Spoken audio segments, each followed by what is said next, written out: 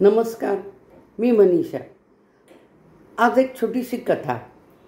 मे महिना होता, खूप उकाडा होता. रस्त्यावरून तीन साधू फिरत होते आणि ते असे फिरता फिरता एका घरापाशी आले आणि म्हणाले, कुणी आहे का घरात? त्यासाठी त्या घरातल्या ज्या मुख्य होत्या सुनबाई त्या बाहेर आल्या.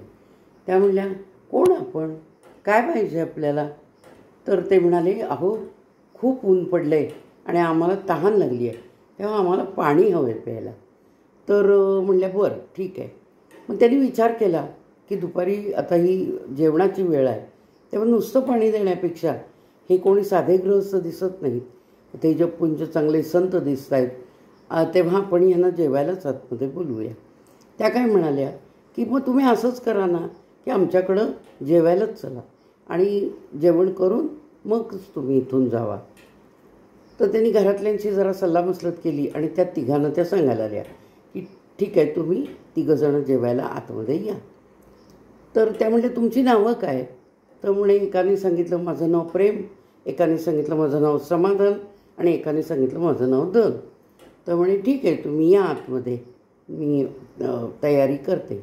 पण तोपर्यंत एकजण काय म्हणाले, अहो म्हणाले, ताई काय आहे, आम्ही एक एक जण जेवायला आतमध्ये जातो, आम्ही तिघं एकदम जेवायला जात नाही, असा आमचा एक नियम आहे.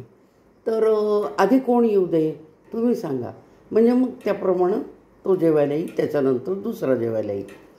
मग त्या म्हणले, ठीक आहे, मी घरातल्यांना विचारून येते, वडीलधाऱ्या मंडळींना. आणि त्या वडीलधाऱ्या मंडळींना आतमध्ये विचारायला गेल्या.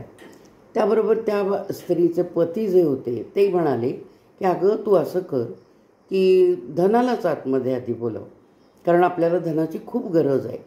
मुलं पण म्हणाली की आई आपल्यालाही धनाची गरज आहे, आपण धनालाच आधी आतमध्ये बोलवूया. त्यासाठी सासूबाई म्हणाल्या आणि सासरे पण होते, ते म्हणाले, अगं सोनबाई, धन काय किती मिळालं तरी कमीच पडतं, त्याच्यापेक्षा आपण समाधानला आधी बोलवूया जेवायला आणि तू समाधानला सांग की तुम्ही आत या जेवायला आधी म्हणून, मग प्रेम आणि धन नंतर येतील. त्या स्त्रीने विचार केला की अरेच्या, की धन आणि समाधान या दोघांनाच बोलवलं, प्रेमाचं कोणीच काही बोललं नाही, त्याला केव्हा बोलवायचं ते. तर मग ती म्हणाली की आता आपणच असा विचार करूया. आणि तिनं बाहेर आली आणि त्यांनी सांगितलं की प्रेम, तुम्ही आधी जेवायला आतमध्ये या आणि मग हे दोघंजणं नंतर तुमचं जेवण झाल्यावर तुमच्या नियमाप्रमाणे जेवतील. ठीक आहे म्हणाले. म्हणून प्रेम पायऱ्या चढायला लागले आणि त्याच्या पाठोपाठ समाधान आणि धनही पायऱ्या चढायला लागले.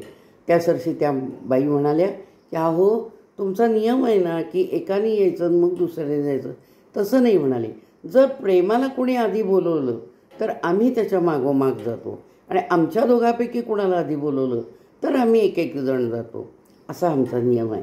त्यामुळे प्रेम आता आला की आम्ही त्याच्याबरोबर येणारच. तात्पर्य काय, जिथं प्रेम असतं तिथं समाधान आणि धन याचं आपोआपच वास्तव्य राहतं. म्हणून प्रेम घरामध्ये महत्त्वाचं आहे. प्रेम, समाधान आणि धन हे जर हवं असेल तर प्रेमालाच आधी बोलवलं पाहिजे. बघा, माझी कथा आपल्याला आवडली असेल तर सबस्क्राईब करा माझ्या चॅनलला आणि मला कॉमेंट्स द्या. मग कॉमेंट्स बॉक्समध्ये मला आपल्या कॉमेंट्स बघितल्या की स्फूर्ती येते आणि कुठंतरी काही वाचलेलं असेल त्याप्रमाणे सादर करायला मला आनंद येतो. जय श्रीराम. धन्यवाद.